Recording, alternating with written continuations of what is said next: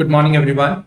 So, welcome to our initiative Mission Mains 2022, where we are covering the most expected questions on our YouTube channel. So, today being Friday, we are taking up security and international relations. So, today we are just taking IR actually because I wanted to cover 5 questions, and then the next week we can take up security. Now, before going ahead with the topics, I wanted to introduce my course, Mains Personal Guidance Program. And this is suitable for those candidates who are appearing in 2023. Right, so it is designed for those people for 2023 who want to focus on the mains preparation. So they want some sort of a guidance, some sort of a feedback. So that feedback is not coming. Maybe they are joining test series, so they're getting ticked answers, but they don't get to know as to what is wrong with the answers, what improvements can be done.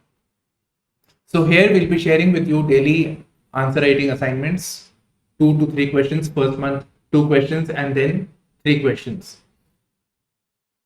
Obviously with the reference to the previous years and later with current affairs, right? So this will be doing it, and you are required to submit your answers in the PDF file on a routine basis. And at the end of the week, we will have one-on-one session where we'll discuss your answers. I'll be discussing your answers and what improvements, what enhancements can be made.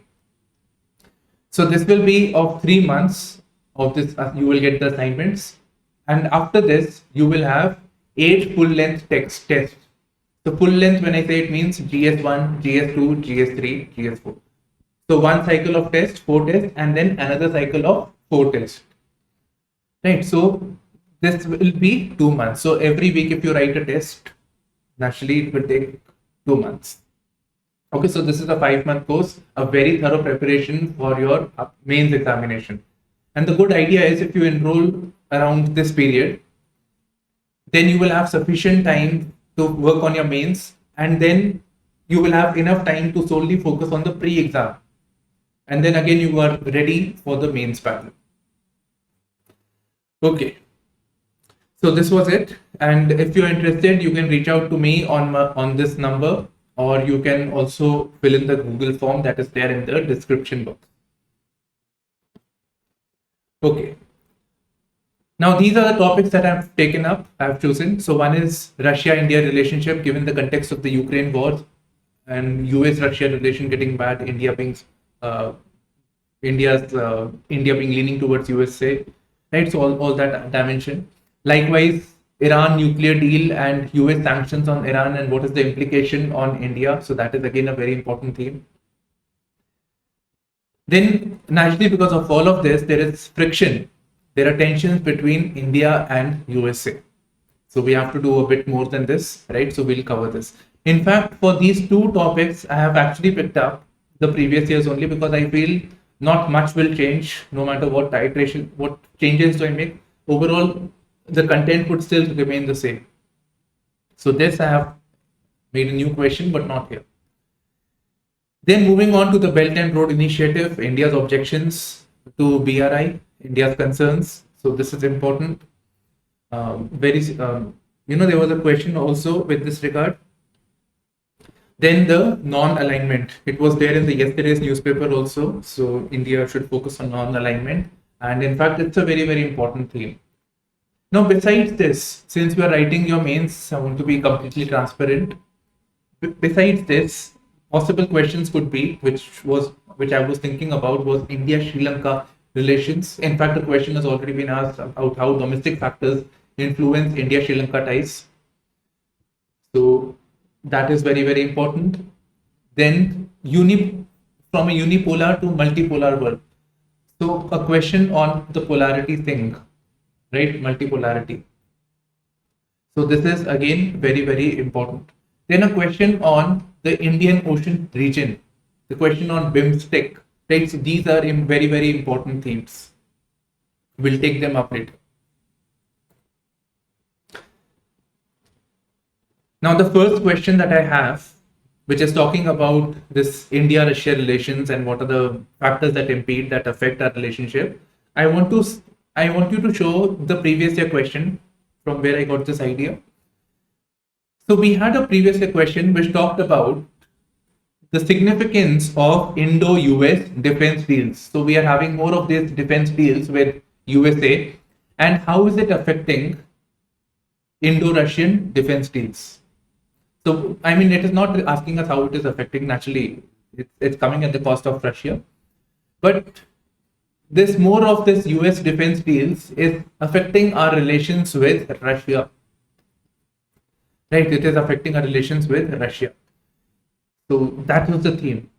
Then the next part is interesting again, discuss with reference to the stability in the Indo-Pacific.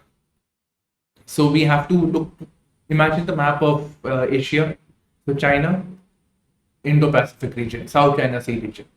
And because of the sanctions, because of India-Russia relations also getting hampered in the recent past, Russia is closing up with China, and with India and China being on the opposite ends, India-Russia relations may also get affected. Right, so it's kind of a access being created, just like in the World War. So just like that, an access is being created over here. So what does it mean for the stability of the Indo-Pacific?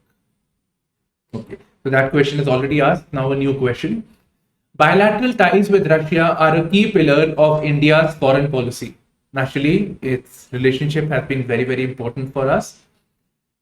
What are the factors that impede Indo-Russia ties?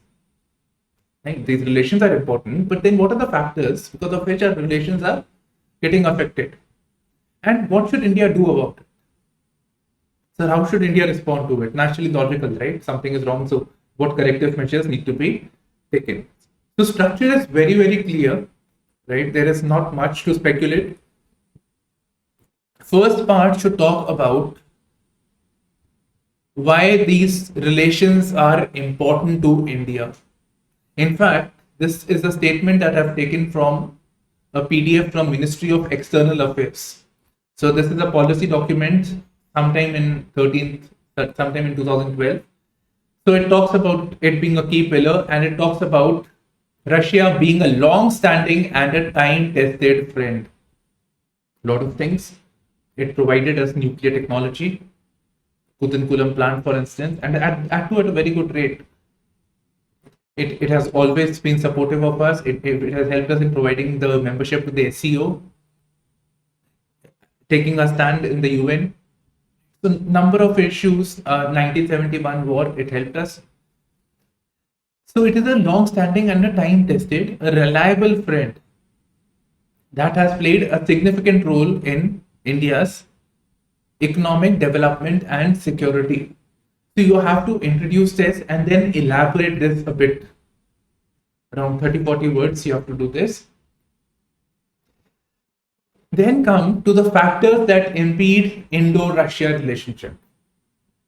It's very important. Then what are the factors that are impeding? Now, naturally, first thing is, the first point that should be there, that should be the most obvious one. And then the less obvious one should come. The first thing that is taking place in the Ukraine war, so you can start by mentioning about the Ukraine war. And remember one more thing when you're writing your answer, writing your answer is like communicating with the examiner. So when you're writing and the examiner is reading, both should align. You may write the right answer, but the examiner is thinking of something else, expecting something, you will be at a disadvantage. And that happens with a lot of conversations also that take place. Right? So this you have to be mindful. It's not a very big thing, but if you do this, it will be better. Okay, so Ukraine war and consequent pressure on India, vote against Russia, take a public stand against Russia, condemn Russia. So that is there. And besides this, I should have mentioned this, the sanctions imposed on Russia. In fact, it was already there in 2014, but now it has been intensified. And because of the sanctions, our defense deals with Russia has been hampered, like the procurement of the S-400 missiles. Or this, we were supposed to get this AK guns, not AK-47 actually. So machine guns.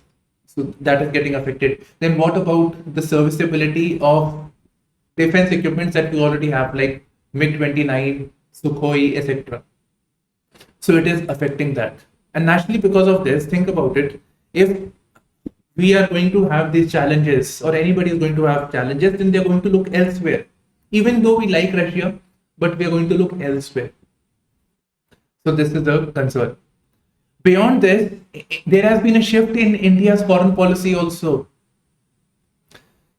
So from non-alignment that we had, and non-alignment, then in the this, even in non-alignment, we were actually leaning towards the USSR.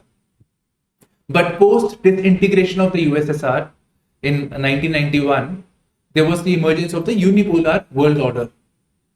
And ever since, our reliance on USSR has been, Russia has been coming down, and we have been looking towards others. Look east, then act east, then USA. And now our relations are on a high, which is reflected in defense deals, because defense deals are of high strategic importance. And not just this, this, we getting this aircraft, Boeing aircraft, this P5 aircraft. It's not just limited to that.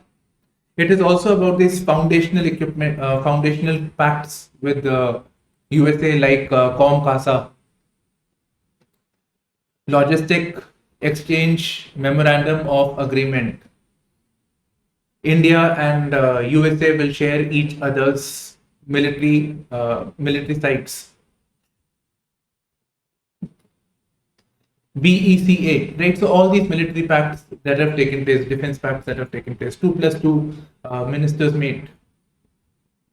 Okay.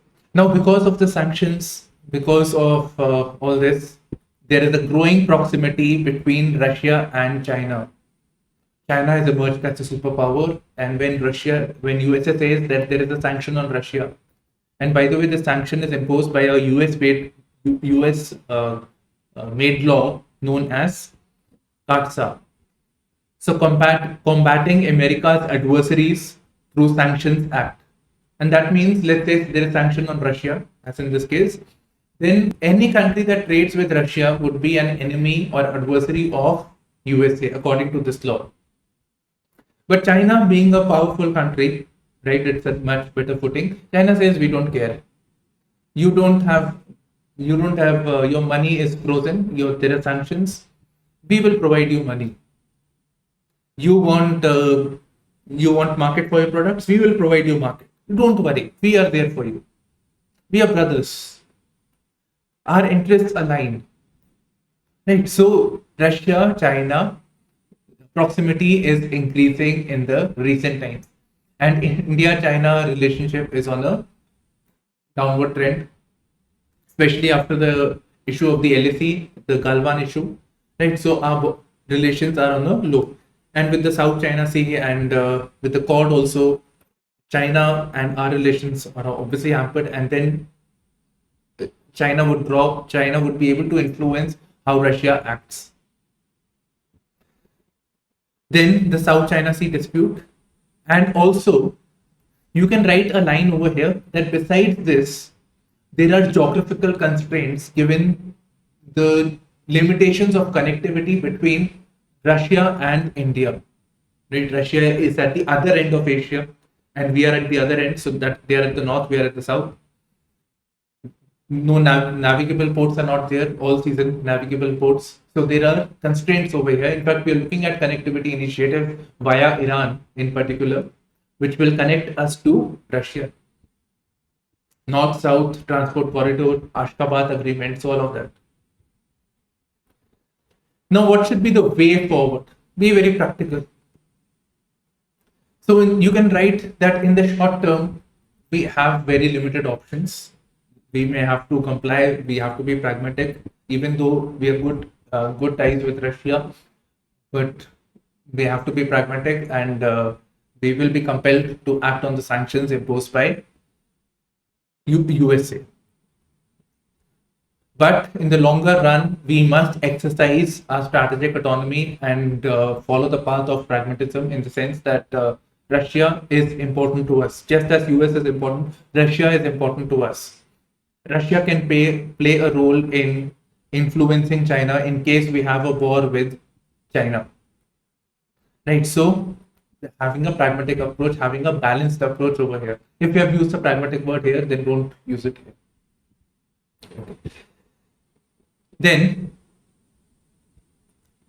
in this regard, India having good relations with the West and the Russia, India can look at being a bridge or a broker between the West and Russia for normalization of the ties, and make a case that, at the end of the day, we are having problems with China, but the West has problems with China, the cord issue and all those things, South China Sea issue.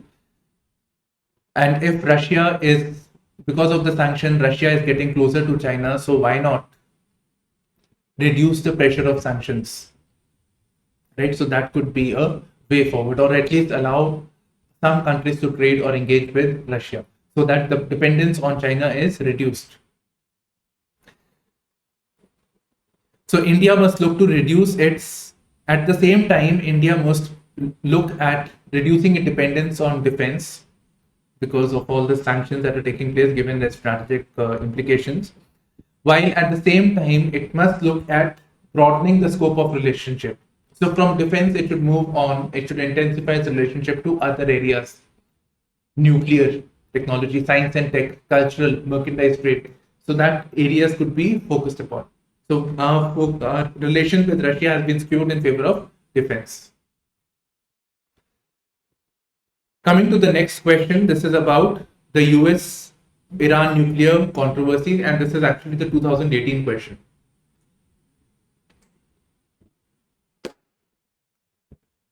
Yeah. So in what ways the ongoing US-Iran nuclear pact controversy affect the national interest of India? How should India respond to its situation, to this situation actually? Okay.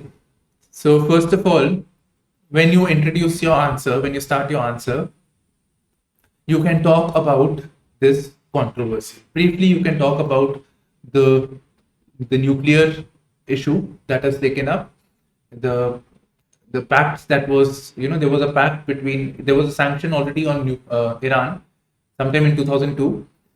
Then later on, there was an agreement during the time of Obama. So there was an agreement known as the Joint Comprehensive Plan of Action. So it is P5 plus 1. So US apart, the P5 countries plus Germany. So this was there, but then during the time of Trump only, the next president and then Biden, they decided to impose the sanctions on Iran because Iran was not abiding by it. They had concerns that they are not abiding by the agreement over here, and then their nuclear program is going on. And they decided to reimpose the sanctions. And during the time of Biden, this was further intensified. Now, naturally, the imposition of the sanction would affect our ability, India's ability to engage with Iran. So how does it affect our relationship? Next para, you should talk about this thing.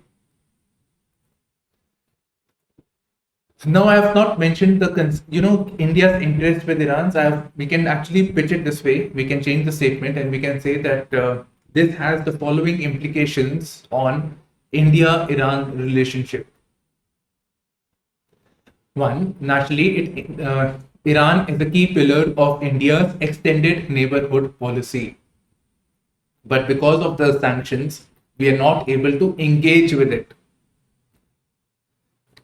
They are a key source of energy, right? Energy dependence. After Saudi, I think that Saudi Arabia, it was the next highest amount of reserves Iran has. So energy trade is affected because of this. Then geostrategically speaking, Iran is strategically placed, and it could provide us connection to Afghanistan. It was also known as the gateway to Central Asia. Not Afghanistan is known, so Chabahar port linking us to Afghanistan. So it was the gateway to Central Asia, and many other port projects like Ashgabat, North-South transport corridors, they could have been linked to the Chabahar. So this was of great significance, geostrategic significance. Then both countries, India and Iran, want stability in Afghanistan. So both want to work together on this regard, but then because of the sanctions, our ability of working with them is affected. Then India also wanted this West Asia region, the Central Asia is rich in mines, petrochemicals, this it's rich in resources. So iron mines are there, we want those iron mines. Then petrochemicals, of course, there is petroleum reserves over there, so we could have this reverse SEZs. So Indian companies investing in Iran, they exploring the oil over there and then exporting the petroleum to India. With petroleum comes petrochemicals. Then also fertilizers, right? For making of the fertilizers, we need the natural gas. Okay, so all of this is getting affected by this. And besides this, China is always there.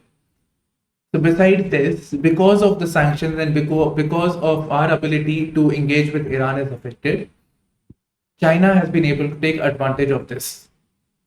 China is not abiding by the sanctions again. It can afford to. So as a consequence of this, it has led to intensified Sino-Iran ties. The pipelines, Iran, Pakistan, India pipeline project that was there, that easily became Iran, Pakistan, China pipeline. So our interests are affected because of this. So what should be India's response? Naturally, we need to assert ourselves with aside the sanctions. So we have to play a balancing act. So first thing is we need to keep good terms with Iran. And at the same time, we should diplomatically handle this. And at the same time, we should also talk to the West on the sanctions. Negotiate and broker as it is leading to them being aligned to China over here. Then make a case that it is our interest. So it will help us in offsetting China. So in that regard. So negotiate and broker between US and West. And US is also interested because even though it has imposed a sanction, there are many of these Sunni militant groups. So Iran can play a role as a balancing power in bringing in regional stability in this region. So that is also there. Right, so these points should come in when you're writing your answer. Now, this I have taken a very recent screenshot, so 1 day ago. So India, Iran to activate new shorter corridor to Russia. So they are already engaging actually. Foreign Secretary Vinay Kutwara to Iranian speaks to Iranian Deputy Speaker again with Chabahar. So Chabahar is dominating. So in fact, we can also have a question on Chabahar port project. Next is India-US friction, right? So that thing, friction in ties. See, April 2022, friction in India-US ties not good for either. Why friction between India-US is rising when the two nations, right? So when the engagement is increasing, 2018. Trump or Biden, India-US strategic ties won't be friction-free. So this is a topic that is important, and because of all these issues that I've already mentioned, there is friction, and besides also. So let us see the previous year question that was asked, and there is a purpose why I'm sharing this only. So let's read. What introduces friction into the ties between India and the USA?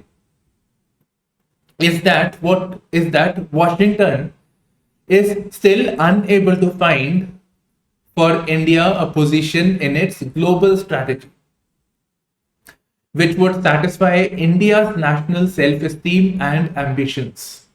Explain with suitable examples. So it's more about examples actually when you're writing your answer. Now let's take these issues. First of all, with reference to USA's pivot to Asia policy, where it sees India as a counter to China, as a balancing power in this region. So India is being pitted against China. And with reference to the Ukraine war, it is pitting against Russia. So it's about using India over here, right? It is doing this. So it is not it. It is it is unable to find for India position in its global strategy which would satisfy India's national self-esteem and ambitions. It is not. It is hampering India's ambitions if India and China relations get affected. So India is being dragged into this. India has some interest also, but India-China relations are also getting affected. And likewise, India-Russia relationship. Then Iran sanctions are taken up, and it is again undermining India's interest. They are not taking into account the Chabahar Port project, connectivity projects, which are central to India's extended neighborhood policy. So we are simply going by what the US is saying.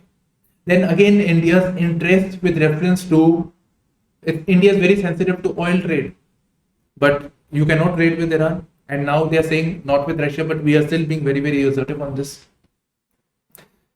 It undermines India's non-aligned policy because it is saying you have to buy this from us. You don't buy this S-400 missile, you buy it from us only. You do this, you do that. You are with us. So it is affecting India's non-aligned policy. Now, when it comes to giving India permanent membership at the UN, no. Right? There is only place for the P5. We cannot add you. So that is there. Then when the Taliban peace talks were taking place, when the negotiations were taking place between US and Taliban, and even Pakistan was invited and other countries, India was not taken on board. So non-inclusion of India in the Taliban peace talks. So in that regard, India was not called. It was known that India has a significant stake in this region. So even though India-US relations are improving, their engagement is increasing, but India is not taken into confidence with reference to all this.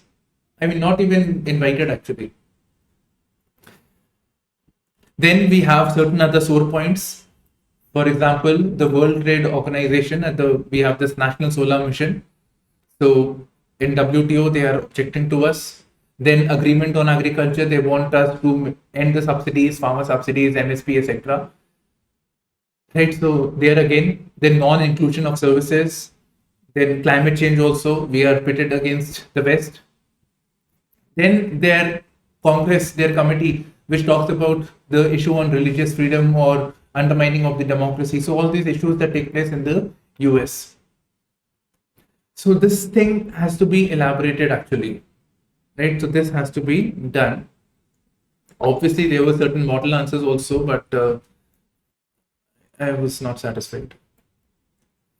Okay, so this you have to do and then mention what is the way forward. Now, with reference to this, it is very important to keep in mind. Remember, we talked about China. China was able to assert itself. They said nothing doing, sanctions, no issues. India has to become an economic power, right? So that is very, very important. So economic powerhouse, it has to do it. And when India says we are the third largest economy, it is also to be taken into account per capita income also, right? So we have to be an economic powerhouse. That is very important. Then we should be assertive and decisive in a foreign policy. The Prime Minister Modi, that change has taken place, but even now we take some decision and then we backtrack. Okay, certain other issues don't mention that. India, Sri Lanka vote, Israel issue, Israel-Palestine issue, right? So these are certain contentious issues. We need to be more decisive. We need to be proactive, especially with issues affecting the neighborhood and the extended neighborhood. At least in the region, we must be. Then we must continue to emphasize on multipolarity, right? So India believes that there is no longer a US-led unipolar world, but it is a multipolar world. That is, there are multiple centers of power. There is US, of course, there is Russia, there is China, India is emerging.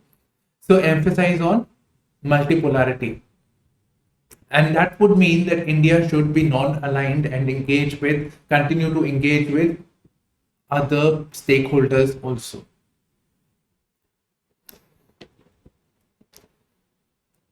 Next is China's Belt and Road Initiative.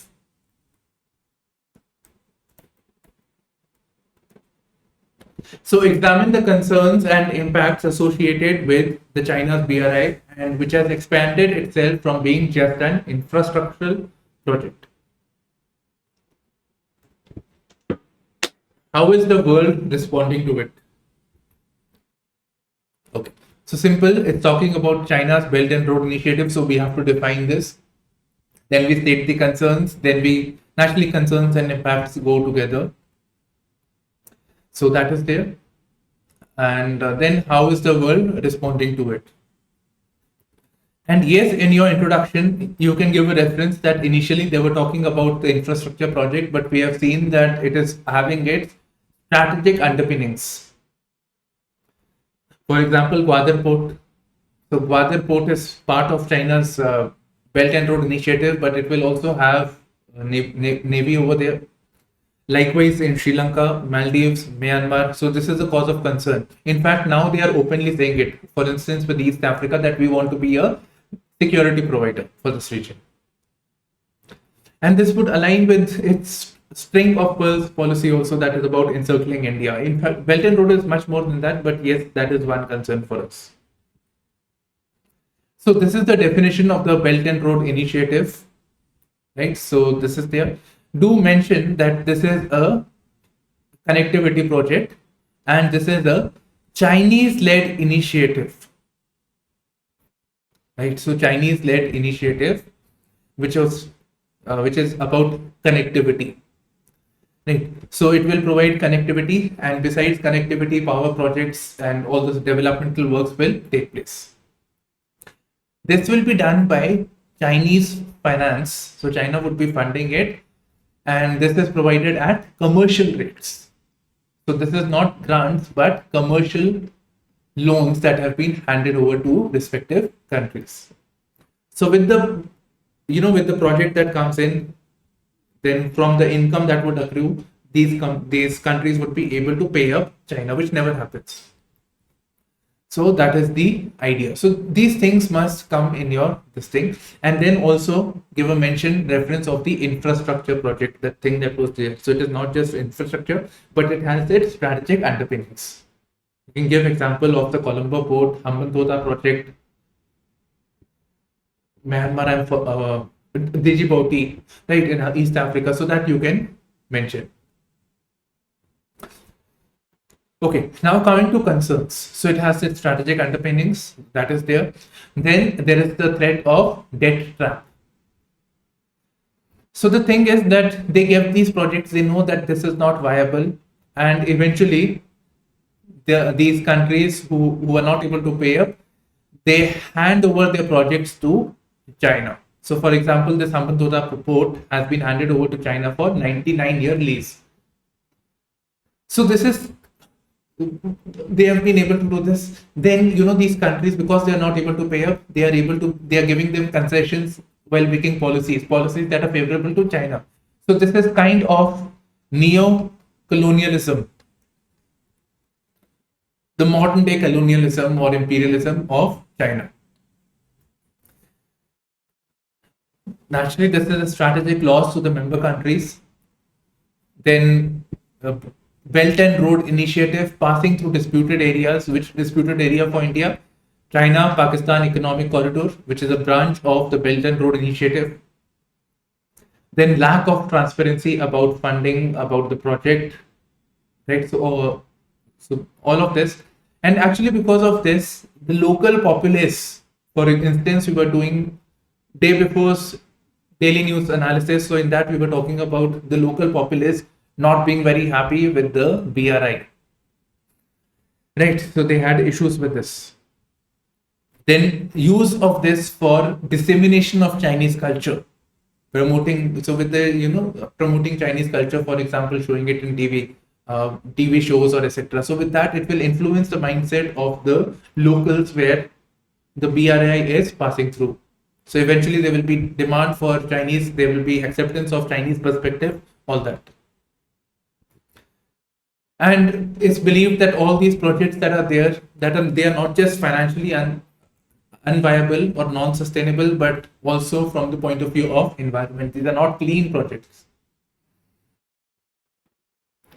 So what should be response? How is the world responding to it? So first, very interestingly, it is actually the low and middle income countries which are approaching China. So despite all this thing of debt trap diplomacy and everything, it is the low and middle income countries who themselves are approaching China. And why? Because they were not able to access finance from other institutions like the World Bank, IMF, etc. IMF will not provide, World Bank. Okay, so that is there. Then the developed bloc, plus India, of course, they have started the G7 recently initiated partnership for global infrastructure and investment. The Blue Dot Network, sometime back that was done, so which is a certification project, which will look at the sustainability of the projects, plus is it environmentally clean, etc. So that is there. In fact, PGII will include the Blue Dot Network. Then President Biden of USA introducing the Indo-Pacific Economic Framework, and then also the Quad Initiative, which is seen as a counter to the BRI. But strictly speaking, as of now, it is not. Then India and Japan have partnered together and they have started this initiative known as Asia Africa Growth Corridor. So Asia, India, Japan, and they will be investing in Africa, connectivity projects, infrastructure, whatever. So that would be done. Okay, so these are certain things that are taken up. Then you can conclude giving a closure actually to close the answer. We don't need anything because nothing more is asked. Next question, discuss the importance of non-alignment movement in India's foreign policy in contemporary times. Okay, right, so non-alignment movement. So briefly, you can start your answer by talking about the non-alignment movement and the context in which it was introduced. The bipolar world. So a third front known as non-alignment movement. But in the present context, we are no longer living in a bipolar world. In fact, maybe we are not even in a unipolar world right now, maybe multipolar world. So what is the relevance in the present times? India is seen to have, not sending a representatives, or they are sending, so not very important. So it seems like we are undermining a bit of the NAM at the present moment. So is it relevant or not in the contemporary times? So introduction should briefly talk about that and then move to the main point. So main points are, at the present times, we are having this US Sino angle. So again, two poles are here, but I still don't feel US anymore on this thing. So US Sino, then US Russia relations. Again, here the countries are expected to take their stand. Either you are with China or with US. You're with Russia or with the US. So the thing of being non-aligned, that was the basic principle of the NAM. So now moving on to we have moved from unipolar to a multipolar world. That means there are multiple centers of power. But that also means that we must engage with multiple centers of power and not be limited to certain blocks. Countering neo-colonialism of China. So all these NAM countries are actually this Latin America countries, these African countries, right? So all these countries, the third world countries, now they are witnessing the neo-colonialism of China. So NAM can play a role, the movement can play a role in countering this. Then NAM members, these are small countries, not very economically influential, but collectively they are, and collectively they are a huge chunk. So they can play a pivotal role in reforming the institutions such as the United Nations Security Council, IMF, World Bank, etc. So there is an allegation that these agencies are representatives of the West. They undermine the interest of the others. So these reforms can be brought in.